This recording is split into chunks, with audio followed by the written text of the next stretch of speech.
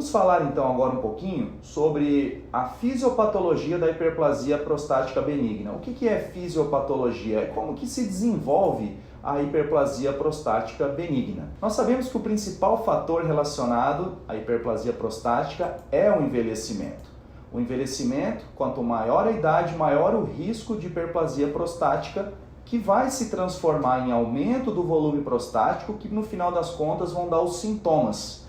Normalmente sintomas aí de esvaziamento, mas podendo ter também sintomas de armazenamento. Calma que eu já vou explicar isso aí para vocês. Saibam que cerca de 80% dos homens apresentam evidência de aumento do volume prostático na 8ª década de vida. O que é a 8ª década? Ali entre os 70 e 80 anos, né? Com isso, nós temos que a hiperplasia é uma das doenças mais frequentes nos homens. Como eu falei, a idade é o fator de risco mais significante para o aparecimento da hiperplasia, e a hiperplasia, volta a frisar esse conceito, por si só não é um problema, porque nós começamos a ter hiperplasia a partir dos 30, 40 anos, mas depois de um certo tempo, a hiperplasia ela fica evidente com o aumento do volume prostático. É quase uma redundância, mas a nomenclatura é diferente, tá? Então, quando vocês ouvirem eu falando hiperplasia, é transformação celular, e quando eu falar de aumento, é a consequência dessa hiperplasia. E nós sabemos também que há uma relação direta entre marcadores da hiperplasia e o envelhecimento. Um deles, por exemplo, é o PSA.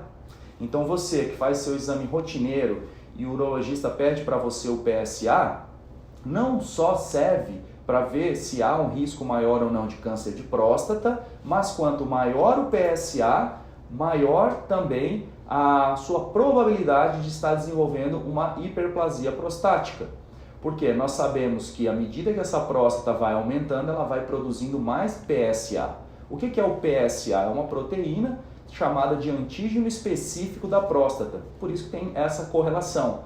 Então, não só com câncer de próstata, mas também com hiperplasia. Vamos falar então sobre o crescimento prostático. Por que muitos homens chegam lá no meu consultório com 70, 80 anos, completamente obstruídos e com a bexiga deteriorada? Porque o crescimento prostático é muito lento. Não pense você que da noite para o dia, de uma semana para outra, de um ano para o outro, a sua próstata sai de pequena para grande e você de repente está obstruído. Não.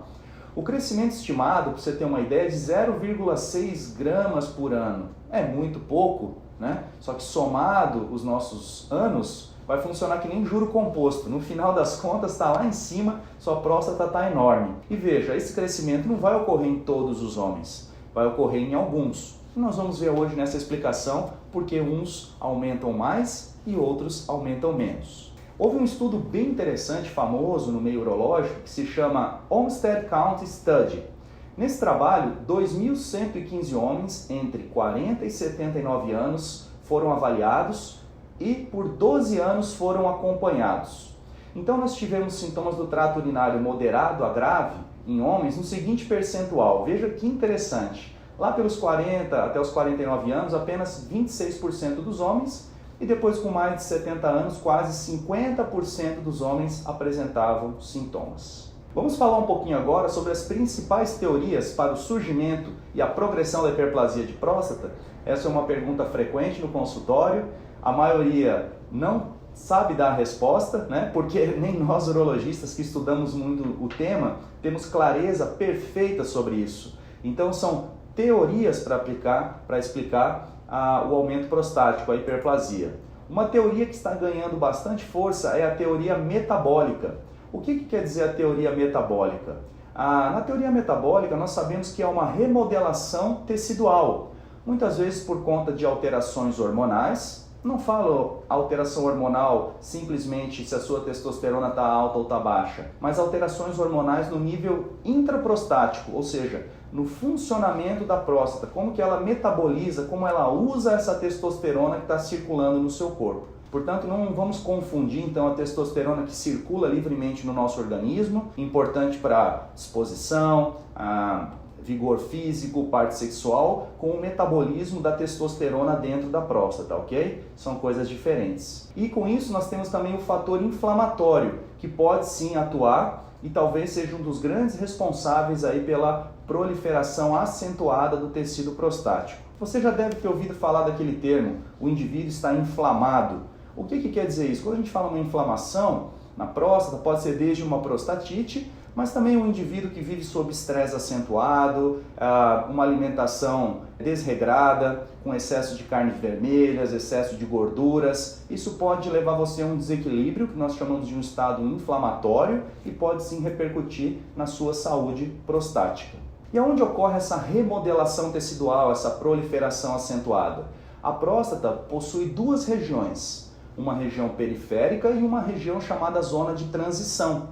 A zona de transição é uma parte mais interna, aonde passa justamente quem? A uretra. A uretra é um conduto que conduz a urina da bexiga para o meio externo.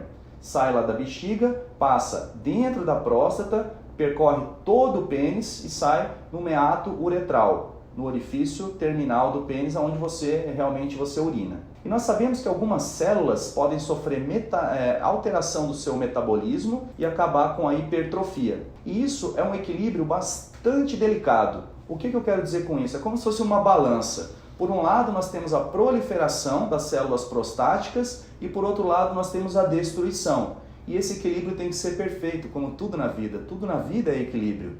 E quando nós temos uma desregulação em que a proliferação é maior do que a destruição dessas células que não são necessárias, ou seja, o processo de proliferação é maior do que a apoptose, nós temos aí a hiperplasia prostática. Alterações hormonais. Os estudos apontam para uma diminuição da testosterona biodisponível intraprostática com o envelhecimento. Será que está relacionada também com a diminuição da testosterona geral, circulante no nosso corpo? É uma teoria que ela existe. Mas, de novo, vamos focar na testosterona dentro da próstata, utilizada no metabolismo prostático. E com isso nós temos uma informação bem importante. Para você, principalmente o homem que já está numa fase da idade, que as medidas comportamentais não conseguem reverter o seu decaimento da testosterona, talvez você precise de uma terapia hormonal, você pode pensar, poxa, não vou tomar testosterona porque vai então me causar hiperplasia. O Dr. Daniel falou isso no seu vídeo. Não, eu vou pontuar melhor isso daqui. A testosterona ela não tem uma relação direta que causa a hiperplasia. Mas nós sabemos que para ocorrer hiperplasia precisa haver testosterona no corpo.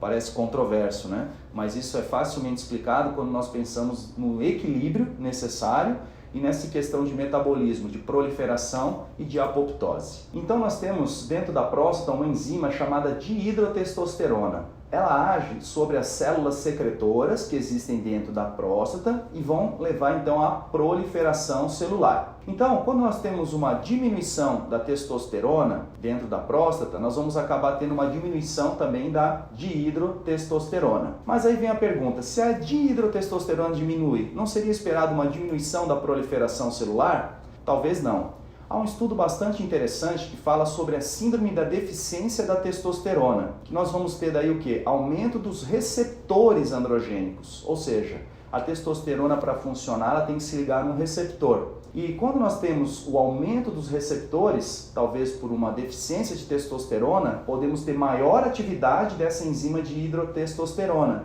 e com isso maior proliferação celular. Então é uma das teorias que está sendo pesquisada para tentar explicar um pouco essa questão do crescimento desregulado da próstata em alguns homens. Existem muitos outros marcadores ainda sobre isso, mas eu quis tentar trazer alguma informação científica numa linguagem um pouquinho mais fácil para que você possa começar a entender isso daí e tirar um pouco dessa sua dúvida por que a sua próstata cresce.